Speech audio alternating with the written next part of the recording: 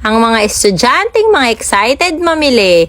Back to school na kaya nag-SM kami para mamili ng mga gamit ng mga bata. Pero lunch na kaya kumain na muna kami dito sa Ningnangan. Hindi na kami sa SM kumain dahil for sure matagal at punuan ng mga kainan. At dito na din kami talaga kumakain kapag sa Pampanga kami pumupunta. Masasarap ang foods at sulit. Lalo na yung salad nila, the best. Habang naghihintay ng foods, eto ang Jat-Jat, pinanggigigilan ng mga tita niya. Kainan time na! Hindi na talaga kagaanan si Just, kaya buti na lang nakisama at nagpalagay sa carrier. Nagustuhan naman niya at may pa-dance-dance pa nga. Dumiretso na kami dito sa Dep Store pagdating ng SM. Una na kaming tumingin ng mga bags. Si Brenda na nga unang namili ng bag. Adidas na gray. Okay naman, sakto lang yung size, pero hindi maganda yung color. Okay, try naman natin tong yellow-orange. Kaso wala palang lagayan ng laptop. Dito naman sa Hawk, ang ganda. Kaso wala pang laman, ang bigat na. Char. Finally, eto na yung napili niya. Next naman, si Mark naman, JanSport na blue. Akala ko okay na yan, pero hindi yan yung binili niyan. Bibili din namin si Gio ng bag dahil mag-school na din daw siya.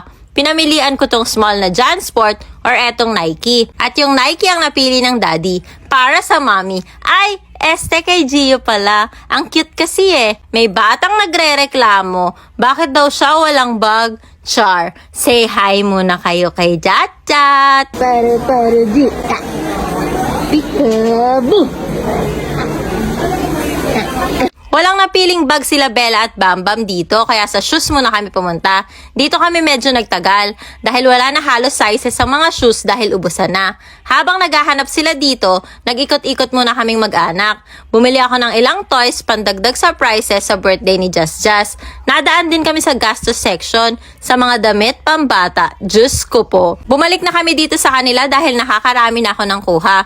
Nakita ko tong maliliit na shoes, ang cute. Nakapili na nga din pala si Bambam ng bag. Di hatak na bag na kaya niyang upuan. Yun talaga yung gusto niya.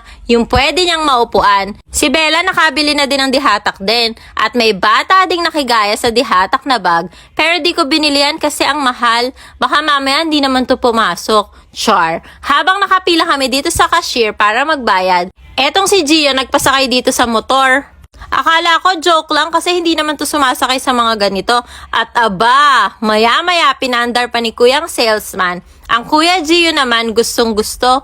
Akala mo naman sanay na. Sabi pa niya, ibalik ko na daw lahat ng kinuha niyang toys. Eto na lang daw ang bilhin. Wow, 'di ba? Yung mga kinuha niya tig 100 lang. Tapos eto ang ipapalit.